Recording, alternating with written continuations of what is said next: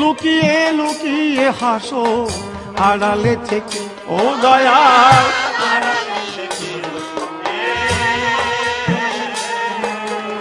তুমি দাও না ধরা যাও না দূরে আমাকে রেখে,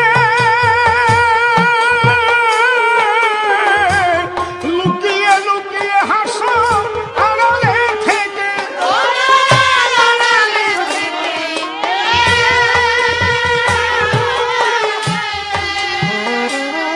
ওই আমি তোমার লীলা খেলা দেখে, তোমার লীলা, আমি তোমার লীলা খেলা দেখে, আমি তোমার লীলা খেলা দেখে মনে প্রাণের স্বাদ মিটে। তুমি আছো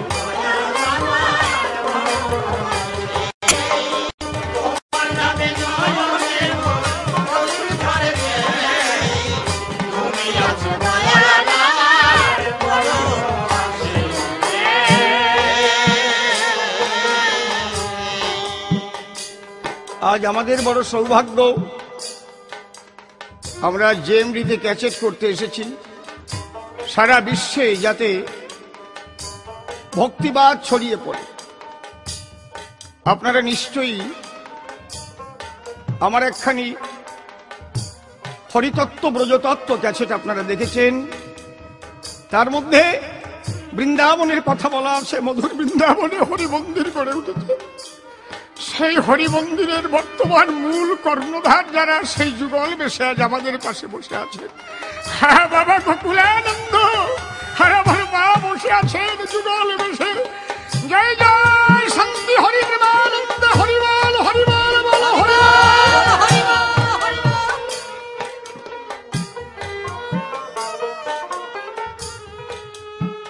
ভক্তি, ভক্তি মনির মতো, সে নিজে জ্বলে রে। মনির আলো কোনো ঝড় বাতাসে নেবে না, আর জ্ঞান প্রদীপের মতো বাতাসে নিভে যায়। কামের বাতাসে যখন আসে জ্ঞানীর তখন পরাজয় ঘটে, কিন্তু যদি ভক্তির মনি জ্বলতে থাকে কোন ঝড় বাতাসে সেই ভক্তির মনের আলো নেভে না।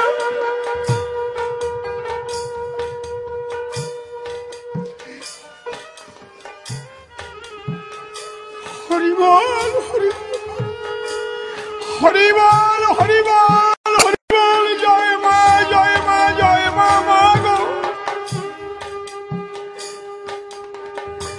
তুমি যখন দাঁড়াও আমার মনের দুয়ারে, হৃদয় আমার ভরে ওঠে তোমার মধুর জোয়ারে।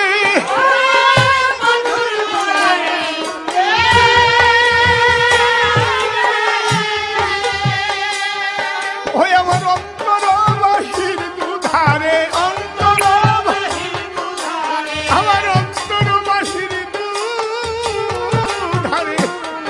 আমার অন্তর বাহির দুধারে আমি দেখি যেন তোমাকেই।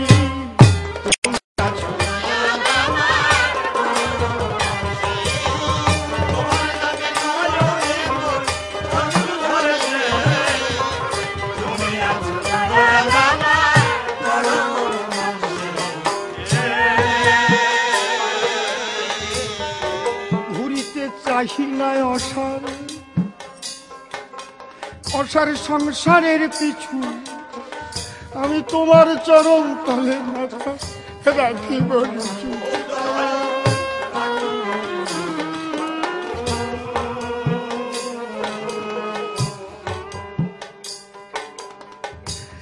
ঘুরিতে চাহি না অসার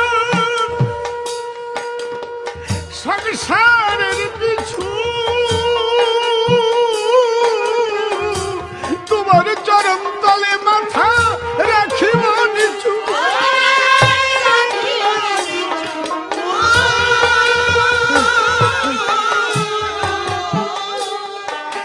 আছে আমার বলতে যাহা কিছু, আমার বলতে আছে আমার বলতে যাহা কিছু, আছে আমার বলতে যাহা সবই তোমায় সঁপে দেই। তুমি আছো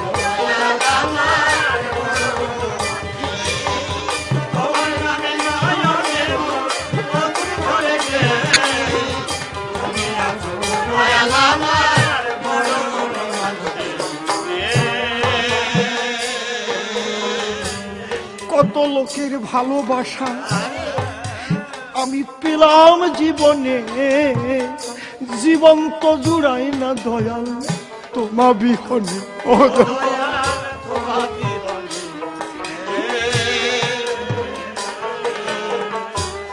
কত লোকের ভালোবাসা পেলাম জীবনে, জীবন তো জুড়াই না দয়াল তোমা বিহনে।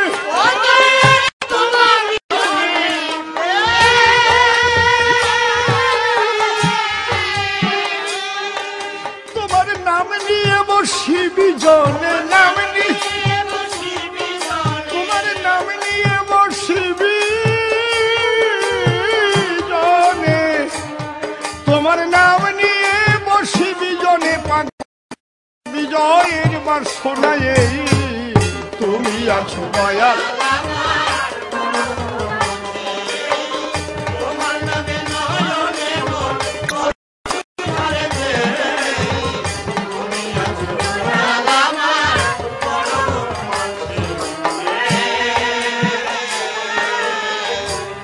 কল্পনাতে ঠাকুর রামকৃষ্ণ আমি এ সভায়,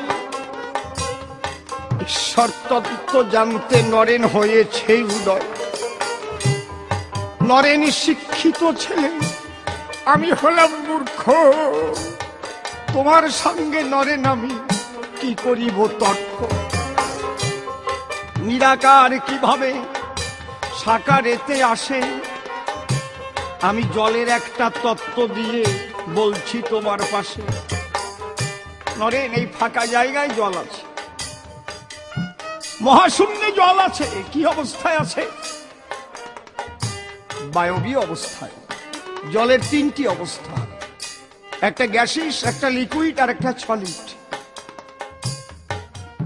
একটা বায়বীয়, তরল আর কঠিন। জল তিন ভাবে থাকতে পারে। এই মহাশূন্যে ফাঁকা জায়গায় জল আছে, নিরাকার অবস্থায় বাষ্প হয়ে আছে। যখন ঠান্ডা পড়ে কণা কণায় আকারে, সেই জল দুর্বা ঘাসের পরে শিশির বিন্দু হয়ে ধরা দেয়। বেশি ঠান্ডা যখন পড়ে দেখবে কঠিনত্ব লাভ করে, তখন পর্বতের চূড়ায় বরফ আকারে দেখা যায়। বেদান্তের নিরাকার ঈশ্বর যিনি অসীম অনন্ত অনাদি, সেই নিরাকার সাকারে আসে যদি ভক্তের ভক্তি ঠান্ডা পায়। আমার মা কথা কয়, হাসে খেলে নাচে গায়। তাকে যে যেমন ভাবে তিনি তেমন, যে যথমান প্রপদ্যন্তে তাগ স্তথৈব ভজম্যহম মম বর্তানুবর্তন্তে মনুষ্য পার্থক্য সর্বস্ব। সেই শক্তিকে যে মা ভাবে তার কাছে মা হয়ে দেখা দেয়, সেই শক্তি তার কাছে কৃষ্ণ হয়ে দেখা দেয়। তাহলে তুমি কি ভাববা? ভাবনার একটা মূর্তি যদি তুমি না গড়াও, তাহলে তোমার ভাবনা কি করে তার কাছে পৌঁছাবে গো? নরেন, তুমি একটা দেহধারী জীব, তোমার যদি পিপাসা লাগে, জলে পিপাসা হলে তোমার কি বা প্রয়োজন? এক গ্লাস জল হলে হয় পিপাসা নিবারণ। কিন্তু তোমাকে নিয়ে যদি সাগরে চুবিয়ে ধরা যায়, হ্যাঁ, 2 ঘন্টা জল খেলে তোমার আর বাজবার নাই আশায়। তাহলে যে জল খেয়ে তুমি বাজবে ভেবেছিলে, সাগরের মধ্যে তোমাকে চুবিয়ে ধরলাম, দেখা দেখা গেল তুমি সেখানে 2 ঘন্টা জল খেয়ে মারা গেল। তাহলে অত জলের তো তোমার প্রয়োজন ছিল না, মৃত্যু ডেকে আনলো। 1 গ্লাস জলের তোমার ছিল প্রয়োজন। হ্যাঁ, ওই 1 গ্লাসের দ্বারাই তুমি বাঁচাবে জীবন। তাই মূর্তি গড়ে পূজা করি যাতে পিপাসা মোর মেটে। মা মা বলে কান্দি আমি নিকটে। একদিন রানী রাসমণির জামাই মথুর বাবু যিনি একটা দৃশ্য দেখে নালিশ করেছিলেন। আমি প্রসাদের থালা নিয়ে যাই মায়ের ধারে, গিয়ে বললাম ও মা কালী খাওয়াইব করে।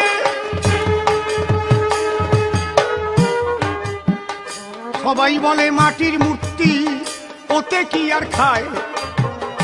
আমি দেখতে চাই কেমন মা আমার এ পরিচয়।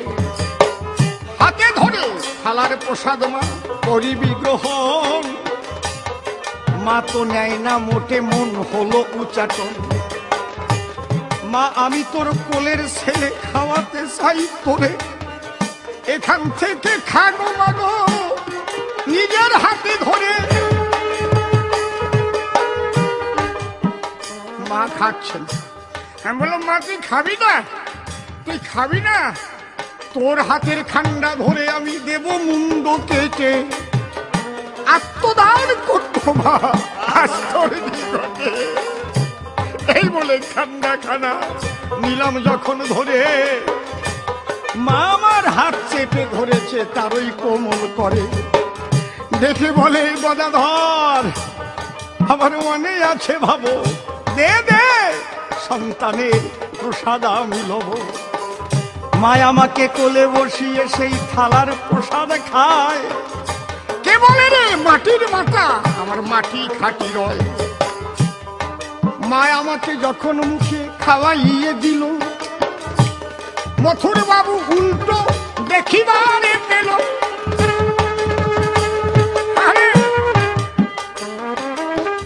মথুর বাবু চেয়ে দেখে রামকৃষ্ণ নিজে প্রসাদ খায়। রানী রাসমণির কাছে গিয়ে তাই নালিশ করে যায়, তুমি এমন ঠাকুরই রেখেছ মায়ের পূজার দায়। থালার প্রসাদ মাকে দিয়ে নিজেই দেখি খায়। ও পেটুক ব্রাহ্মণ, ওকে রাখার কোনো দরকার নাই। রাসমণি বলে নিজের চোখে দেখিবারে চাই।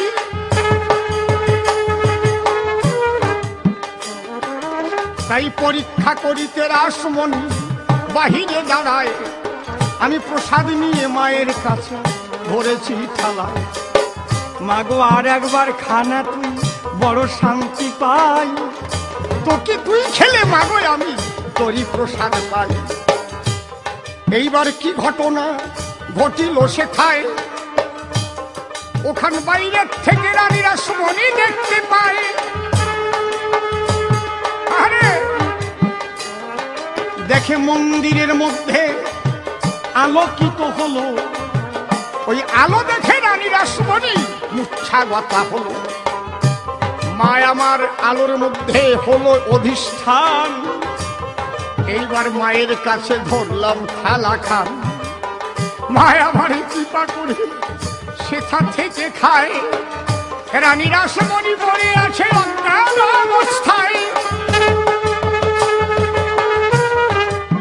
আরে মথুর বাবু গিয়ে রানী রাসমণির হাতে ধরে নিল।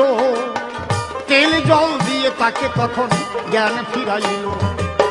রানী রাসমণি ডেকে বলে তুমি শুনো হে জামাতা, ঠাকুরকে কখনো তুমি বলবে না কটু কথা।